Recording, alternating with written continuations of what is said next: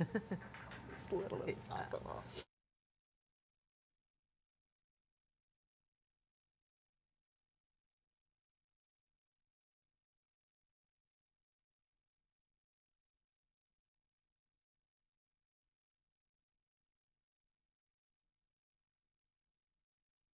Wait, are you?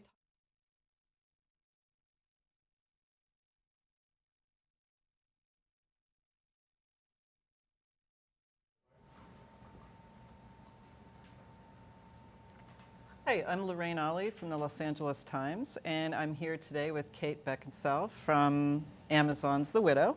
Welcome.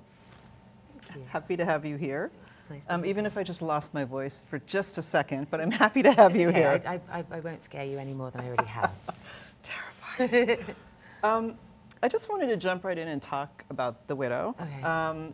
It's such a great suspenseful series, and I can kind of just give for our, the audience just a little snippet of what it's about. But your character, Georgia, Yeah.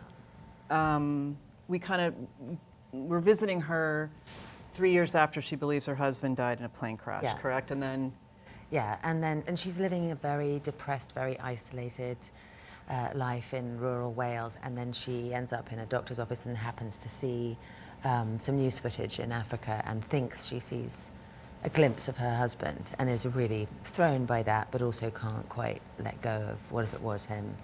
And then all sorts of mayhem ensues. Yes. African mayhem ensues. she goes through Yeah, she really does. hell and back. Yeah. It's such a strong character, but also she's really vulnerable. I mean, she's very believable because she's got all sorts of flaws and vulnerabilities, but she's super strong as well. I think what I really liked is that when you find her at the beginning in the lowest ebb, incredibly depressed, pretty socially anxious, withdrawn from everything, not doing her job, and just kind of surviving, and then has to really, just the getting on a plane, I think, is a huge deal for her, let alone everything that ends up happening in a country she's not familiar with all sorts of kind of political things that she doesn't understand and knows nothing about, and gets herself in some real scrapes out there.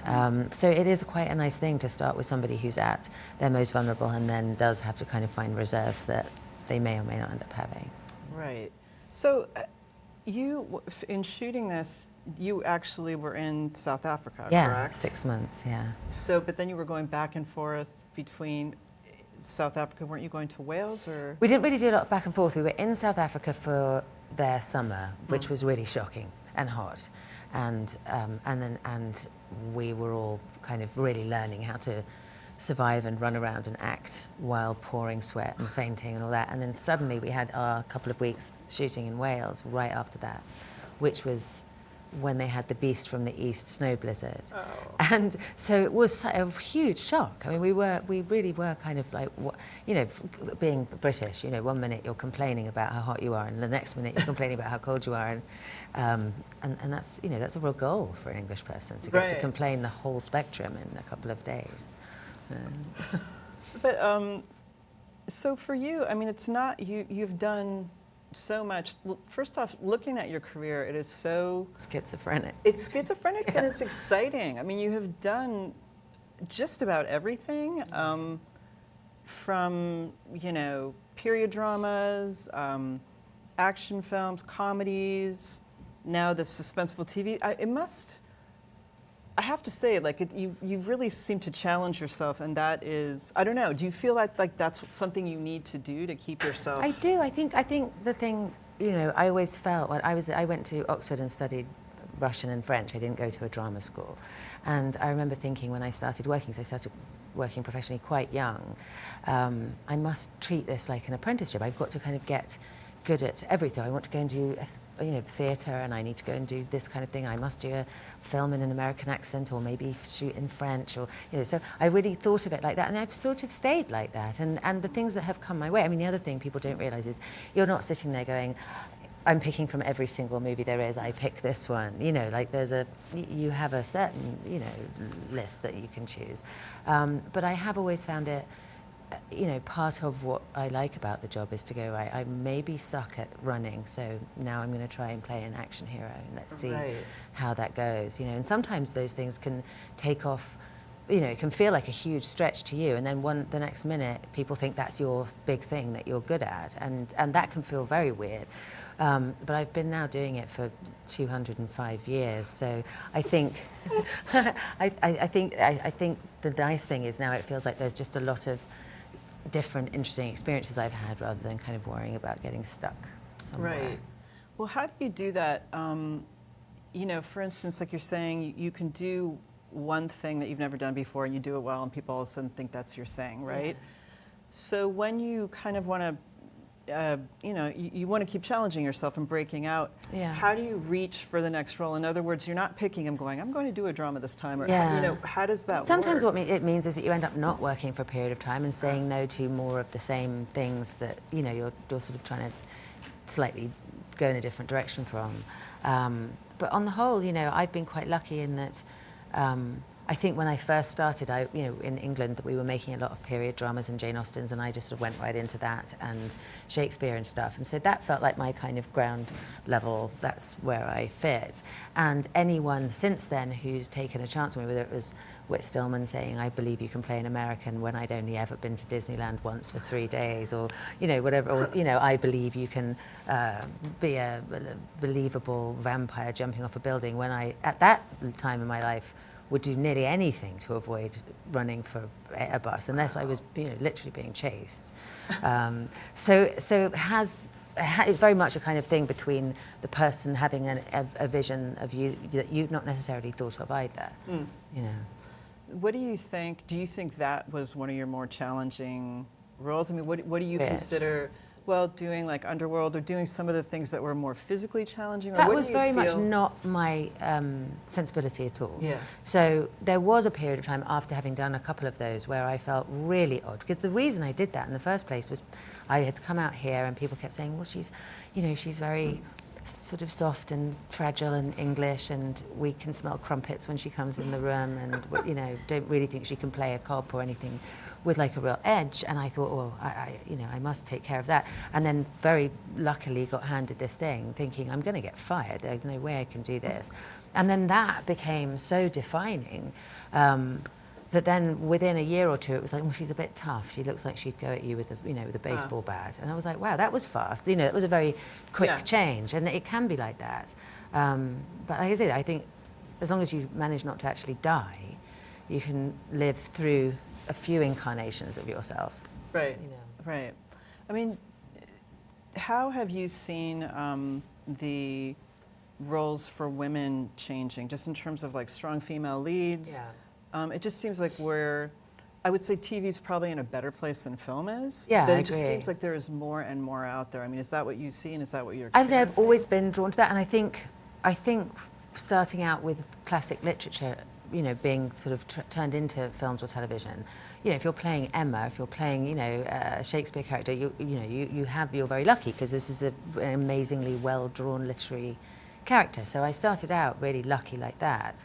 But then, yes, in general, the film stuff, I never really wanted to be the girl who sort of hung around and then suddenly took a shower. We've all ended up, unfortunately, getting forced and threatened into doing that. But I think I remember when Underworld was first a thing, there was a huge level of terror with the production companies because it was a female lead. And, is it just that Sigourney Weaver and Linda Hamilton were lucky flukes, and does anyone actually really want to see that? And they were very concerned about that. And I know, it seems like quite a long time, obviously, it's however many years ago it was, but in the grand scheme of things, I know if my daughter's generation of actresses won't hear that conversation, because there have been a few of us who have made a lot of like, whether they're franchises or Wonder Woman has been so brilliant, or Mad Max, whatever.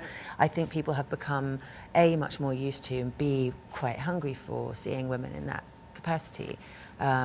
So it feels nice to have been a tiny part of moving that needle in a reasonably short period of time. Yeah. And I would have to say, my son, who watches superhero movies, watches Captain Marvel, Supergirl, doesn't think They twice don't about question it, So but even the boys, yes, exactly. yes, No one's really right. questioning it, and I think that's, unfortunately, the reason for that is that they made money. It's a completely, because they made money, we're now allowed to have strong female Right. characters. So, but I think for women and for men, I think I remember going and seeing Thelma and Louise in the movie theatre. I can't remember what age I was, and coming out and thinking I could leap tall buildings. You know, it was so rare that you'd have that feeling coming out of a movie.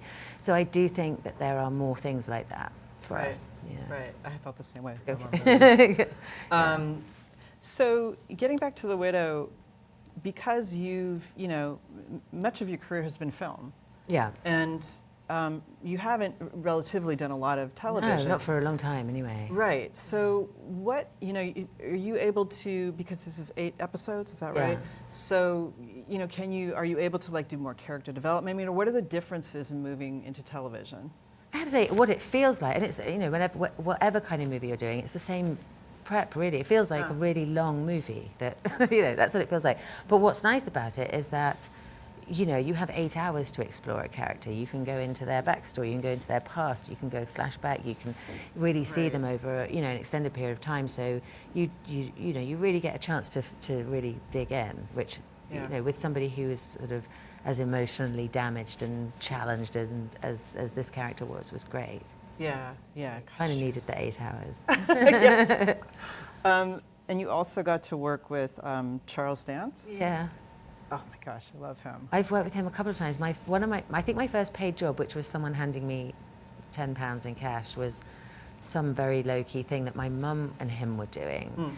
And they needed a 10-year-old girl for. So my mum went, well, I've got one, and they played my parents in something, and I ruined it by getting hiccups, and nobody liked it. I mean, it was a disaster. But then he was in Underworld, one of the Underworlds, and this was our third actually go around. So it was quite nice because they've got a kind of avuncular paternal relationship in this, and I feel like, you know, he's known me since I was 10. So oh my gosh! Wow, wow. Okay, well, are you a Game of Thrones fan? I have a hard time with disemboweling animals to really depressing music, but I'm committing going forward. Okay. Because also I feel really left out. How far are you? I mean, season 1. I mean, the music really kind of got me down, and then there was a lot of slitting bellies open. Yeah, but I'm gonna get better at handling it. Yeah, there's that. There is. I'm just going to warn you. There's plenty more. I know I know you've heard a little about it. Yeah, but I have. No, I feel very much out of the conversation because people are freaking out today, and I'm not. So. Okay. All right. So, when you are doing downtime, relaxing, are you watching television? Are you watching films? Or you just like stay away from that? No, I think what I love about TV and in particular TV is that if you are having a low moment, or you're like when we were in South Africa getting to the end of shooting and like homesick and away from, you know, lonely or whatever, and you can sort of hold yourself together through 6 or 8 or 10 hours of something that, you know, in a tragic way becomes your kind of, you know, your on the screen family and, you know, whatever. I just love that there's that for people. You know, I like to have given people that, and it was nice. I've definitely abused that. Also because I've lived away from home. Yeah, I'm from England and I live here. I'll find myself on, you know, some really deep dives watching English television programs that I would never watch ever if I was there. I would actively leave the room. But you get attracted to a kind of very low common denominator when you're away. So you know, like if you were in England, you probably really want a Twinkie. I did. And you'd never want one here. You know, it's like that. Yes. But with everything, so everything.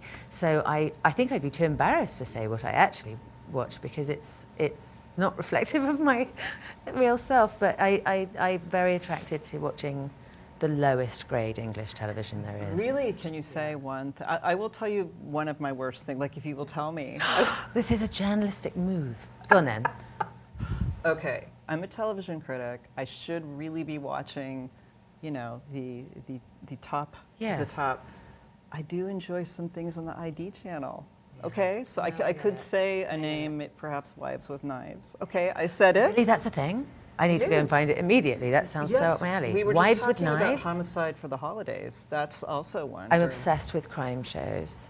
What was that? There was that show where it was always women running over their husbands in the driveway. Snapped. Yeah, Snapped, but the voiceover was very nasal. That put me off. So yes. I like English crimes. I feel weirdly at home watching English serial killers. I've said too much. Okay. Or naked dating shows. There's a program in England which shocks all Americans, where you pick a person, but they're in a perspex box, and you start at the bottom and sort of reject them based on that naked areas of their body. I mean, it's like gladiators. It's horrific. But just the sheer joy of videoing it on your iPhone and sending it to an unsuspecting American has been hours of fun for me. Okay, I'm going to do the professional thing and talk off camera for a second because Okay. I can't tell on this clock how much time that we have. About 15 minutes in. Okay. That's the professional organization Okay. that I have I don't know what here. the answer even meant. Are we Okay. finished? No, we're not. We're still going. No, I wouldn't end that abruptly. Okay. No, I'm not finished because I was appalled by your choice of I television. thought maybe that had No, ruined it for us. No, I'm fine. Okay. I wanted to ask you some questions, which is our lightning round. Oh okay? no. Would it So have to be things I remember or people's names? It's going to have to be the capitals, states. Oh and no. countries. Oh, I will Yeah, fail. you know that, Geography's my right? worst thing ever. No, it should be things that I might know. there's nothing super tricky in here. Okay. I think. Okay. The first is, what is the last show you binge watched?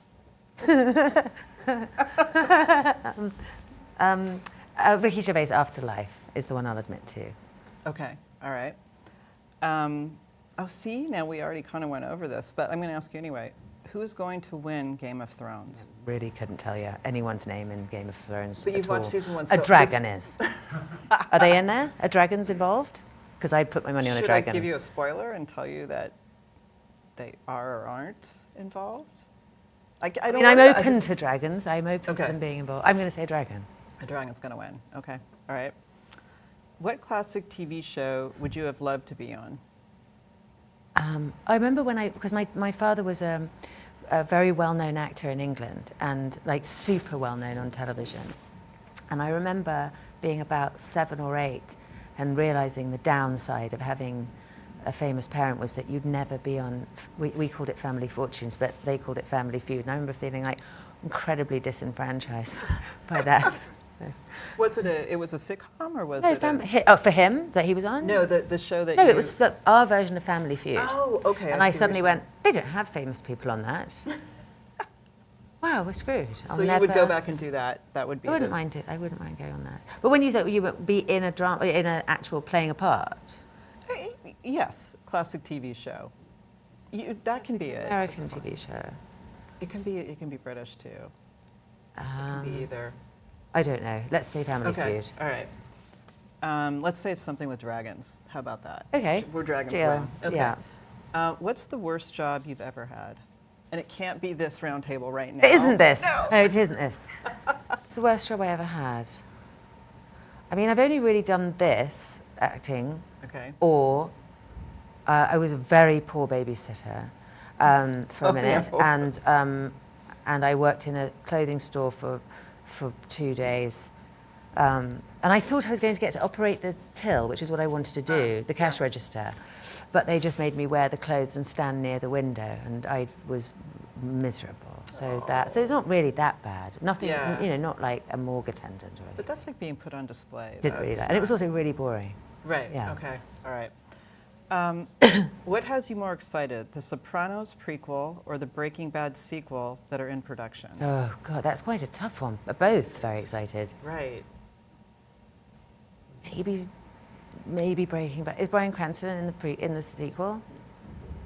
I can't answer that. Oh. Let's Call yourself let's a just say journalist? he is. But if he is, maybe that. Yeah. I don't know. I'm quite excited about both of them. That's like choosing between your children. That seems So unfair. it does seem unfair. Yeah, these did questions you are did you come unfair. up with that? No, I did not. Sadist. It's these people off camera Oh. here that came up with these. Yeah. Totally unfair. All of them have personality disorders. Well, I think that is it. That's We it. have You wrapped found up. out what you need to know. I found out Yeah. everything I needed to know. I do want to ask you one more question. Okay. So, if the acting thing had not worked out, Yeah. what do you think you would have ended up I'd doing? like to have been a doctor. I still wish I was a doctor. I'm just phobic of vomit. And that was really the only obstacle for me. Because at some point as a doctor, someone's going to surprisingly vomit on you. Right. So that's what really clinched it, which is sad. Because I don't mind, if someone's going to start bleeding to death, I'll absolutely put my finger in the hole. Like I'm very good in a crisis, unless someone's vomiting. And then I'm out. And I don't think that's good doctor behaviour. Okay. So, And I think we should end on that note. Okay, on let's. The vomit note. I Okay, think that's perfect. great. Great, sums Well, it up, really. Thank you so much for being here. Pleasure, thanks for having me. Thank you so much for being here. And if you would like to hear more of these Emmy chats, you can log on to latimes.com.